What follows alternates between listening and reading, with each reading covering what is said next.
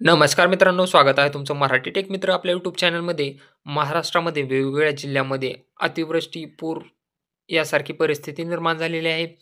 वेगवेगळ्या जिल्ह्यांमध्ये खूप मोठ्या प्रमाणामध्ये अतिवृष्टी झालेली आहे आणि त्यामुळे शेतकऱ्यांच्या शेती पिकांचं नुकसान झालेलं आहे. यामध्ये आता शेतकऱ्यांद्वारा विचारणा केली जात आहे, की ज्यांनी पिकाचा पीक विमा उतरवला आहे, त्यांनी क्लेम करावा का? आणि क्लेम केला तर त्यांना पीक विमा मिळणार आहे का? कारण यावर्षीच्या सुधारित पीक विम्यामध्ये असे सांगण्यात आलेले आहे, की वैयक्तिक तुमचा जो पीक विमा आहे, जो क्लेम आहे, तो ग्राह्य धरण्यात येणार नाही. कारण तुमचा जो पीक कापणीचा अंतिम अहवाल असेल, त्यानुसारच तुम्हाला पीक विमा दिला जाणार आहे. मग अशामध्ये विमा क्लेम करावा का? आणि जर क्लेम केला तर पीक विमा मिळू शकतो का? यासंबंधीची संपूर्ण माहिती आज आपण या व्हिडिओमध्ये जाणून घेण्याचा प्रयत्न करणार आहोत. त्यापूर्वी तुम्ही चॅनलवर नवीन आला असाल तर चॅनलला सबस्क्राईब करा, तसेच बेल आयकॉनला प्रेस करायला महाराष्ट्रामध्ये मागील 2 ते 3 दिवसांपासून वेगवेगळ्या जिल्ह्यांमध्ये अतिवृष्टी तसेच पूर सदृश्य परिस्थिती निर्माण झालेली आहे. वेगवेगळ्या जिल्ह्यामध्ये मागील 2 ते 3 दिवसांपासून खूप मोठ्या प्रमाणात पावसाला सुरुवात झालेली आहे, ज्यामुळं शेतकऱ्यांच्या शेतजमिनीमध्ये पाणी साचलेलं आहे. कोणाची शेतजमीन वाहून गेलेली आहे, कोणाची जनावरे वाहून गेलेली आहेत. अशामध्ये आता या शेतकऱ्यांचे जे नुकसान झालेलं आहे, ते शेतकरी विचारत आहेत, की आम्ही पीक विमा काढलेला होता, आता त्याचा क्लेम करावा का? तर याचं उत्तर आहे होय. तुम्हाला पीक विमा क्लेम करायचा. क्लेम कसा करायचा? क्रॉप इन्शुरन्स ॲपमधून तुम्ही पीक विमा क्लेम करू शकता. तो पीक विमा क्लेम कसा करायचा आहे याचा व्हिडिओ तुम्हाला आपल्या डिस्क्रिप्शन बॉक्समध्ये मिळून जाईल. त्याला फॉलो करून तुम्ही तुमचा पीक विमा क्लेम करू शकता किंवा इन्शुरन्स कंपनीच्या टोल फ्री क्रमांकावर कॉल करूनही तुम्ही तुमचा पीक विमा क्लेम करू शकता. आता पीक विमा क्लेम केल्याने काय होणार आहे? वैयक्तिक पीक विम्याचा क्लेम ग्राह्य धरला जाणार नाही, परंतु तुमच्या गावातून, तुमच्या मंडळातून जितक्या जास्त तक्रारी पीक विमा कंपनीकडे जातील, त्यानुसार अंतिम जो पीक कापणी अहवाल असेल, त्यामध्ये तुम्हाला पीक विमा मिळण्याचा जे चान्सेस आहेत ते वाढले जातील. त्यामुळे शक्य होईल तितक्या शेतकऱ्यांनी तुमचा पीक विमा, वैयक्तिक पीक विमा क्लेम करायचा आहे आणि त्यासोबतच तुम्हाला काय करायचं? तलाठी यांना एक अर्ज द्यायचा आहे. तुमचा जे पिकांचं नुकसान झालेलं आहे, त्याचं नुकसानीचा पंचनामा करण्यासाठी तुम्हाला तलाट्यांना एक अर्ज द्यायचा आहे. अर्जाचा फॉर्मॅट हे तुम्हाला मी इथं सांगणार आहे.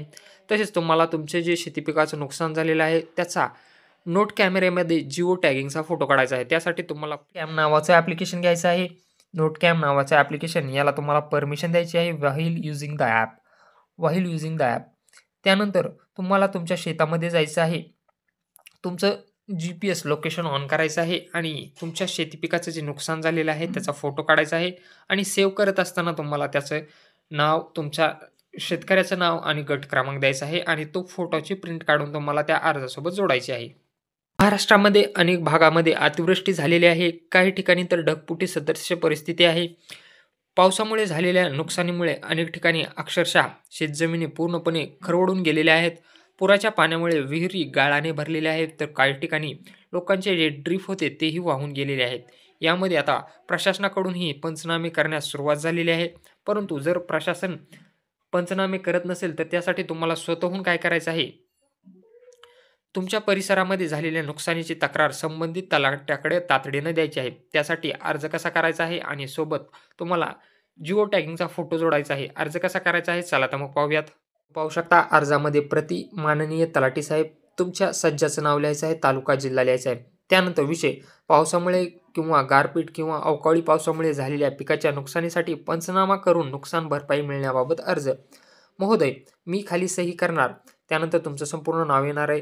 त्यानंतर तुमच्या गावाचं नाव, तालुका, जिल्हा, माझा गट क्रमांक असून गट क्रमांकमधील एवढी एकर जमीन ज्यामध्ये तुम्ही समजा सोयाबीन लावलं असेल, तूर लावली असेल, हे पीक घेतलेलं होतं. त्यानंतर तुम्हाला खाली यायचं आहे.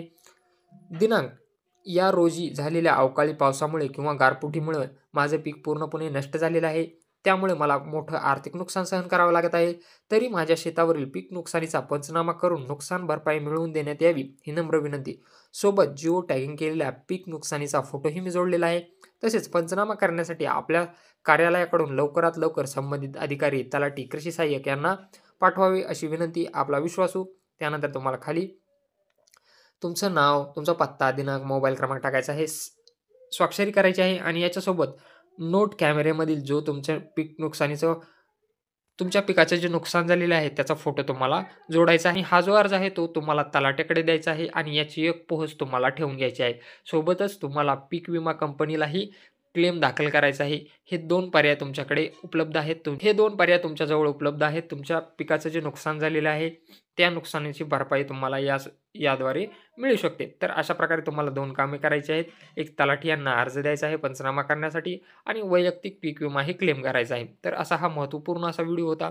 या अर्जाची PDF तुम्हाला आपल्या टेलिग्राम चॅनलला मिळून जाईल. त्यामुळे टेलिग्राम चॅनल जॉइन करायला विसरू नका आणि हा व्हिडिओ ज्यांचं नुकसान झालेलं आहे अशा शेतकऱ्यांसोबत नक्की शेअर करा.